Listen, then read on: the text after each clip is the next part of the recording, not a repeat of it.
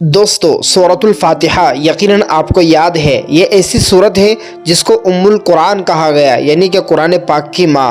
دوستو یہ ایک ایسی سورت ہے جس کو سورۃ الشفا کہا گیا، یعنی کہ شفا پہنچانے والی سورت۔ دوستو احادیث میں اس سورت کی بہت زیادہ فضیلت بیان کی گئی۔ آئیے میں آپ کو اس کے 6 بڑے فائدے بتاتا ہوں۔ سورۃ الفاتحہ کی فضیلت: سب سے عظیم سورۃ الفاتحہ۔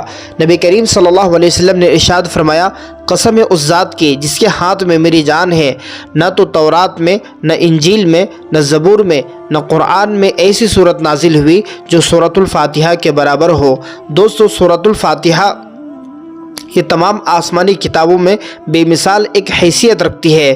اس کا شفا کے ذریعے، یعنی اگر کوئی شخص یہ چاہتا ہے کسی بیماری میں اس کو جلد شفا مل جائے تو ایسے شخص کو چاہیے کہ وہ سورہ فاتحہ کا ایک عمل کرے۔ آئیے میں آپ کو عمل بھی بتا دیتا ہوں۔ نبی کریم صلی اللہ علیہ وسلم نے ارشاد فرمایا، سورۃ الفاتحہ ہر بیماری کے لیے شفا ہے۔ آئیے آپ کو سورہ فاتحہ کس طریقے سے پڑھ کر پینا ہے، کس طریقے سے اپنے جسم پر دم کرنا ہے۔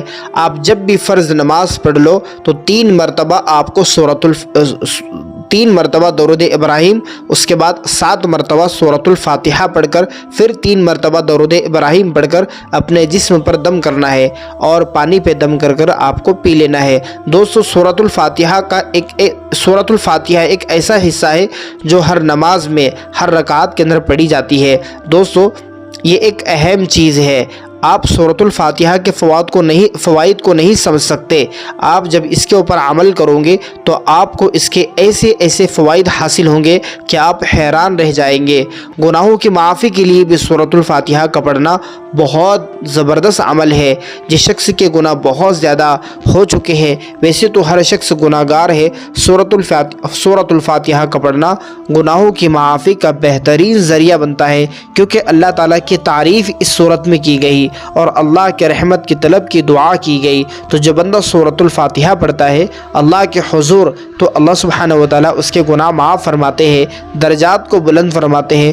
جو شخص یہ چاہتا ہے کہ رزق میں برکت کے لیے سورۃ الفاتحہ کو پڑھی جائے تو اس کا عمل یہ ہے کہ صبح فجر کی نماز کے بعد 41 مرتبہ سورۃ الفاتحہ پڑھنے کا معمول رکھے۔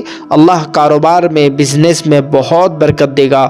دشمنوں سے حفاظت کے لیے سورۃ الفاتحہ پڑھنے سے دشمنوں کے شر سے حفاظت کی جاتی ہے۔ دل کو سکون چاہتے ہو تو سورۃ الفاتحہ پڑھ کر اپنے دل پر دم کرے۔ اللہ کے اس کلام کی برکت سے اللہ آپ کے دل کو سکون اور اطمینان پہنچائے گا۔ دوستو سورۃ الفاتحہ قرض سے نجات کے لیے، جو شخص قرض سے نجات کے لیے روزانہ سورۃ الفاتحہ 41 مرتبہ پڑھے گا تو ایسے شخص کو چاہیے کہ اس وقت تک 41 مرتبہ سورہ فاتحہ پڑھتا رہے جب تک کہ اس کا قرض ختم نہ ہو جائے، اس کا قرض پھیٹ نہ جائے۔ تو دوستو کسی بھی حاجت کو پوری کرنے کے لیے آپ سورۃ الفاتحہ کو پڑھ سکتے ہیں۔ آپ اگر کسی ایسی پرابلم میں، ایسی پریشانی کے اندر پھنس چکے ہیں جہاں سے نکلنا بہت زیادہ مشکل ہو رہا ہے، تو آپ کو چاہیے کہ آپ سورۃ الفاتحہ کا معمول رکھیں، روزانہ صبح شام 100 مرتبہ اللہ کے حضور سورۃ الفاتحہ پڑھے۔ اس کے بعد اللہ سے دعا کرے، اللہ سبحانہ وتعالیٰ آپ کی مشکل کو، آپ کی پریشانی کو ختم فرمائے گا سورۃ الفاتحہ کی برکت سے۔ اس لیے کہ اس میں ایک ایسی دعا ہے جب بندہ اللہ سے مانگتا ہے تو اللہ بے انتہا خوش ہوتے ہیں۔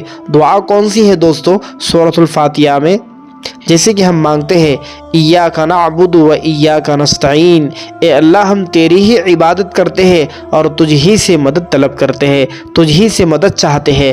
تو دوست جب ہم اللہ کی عبادت کریں گے اور اللہ ہی سے ہم مدد طلب کریں گے تو یقیناً ہمارا رب، ہمارا خالق و مالک جس کی ہمیں عبادت کرتے ہیں، جس کے سامنے ہم اپنی پیشانی کو جھکاتے ہیں، ہم سجدہ کرتے ہیں ہمارے خالق و مالک اللہ کے لیے، اسی سے ہم مدد طلب کرتے ہیں تو اللہ ہماری مدد کرتا ہے۔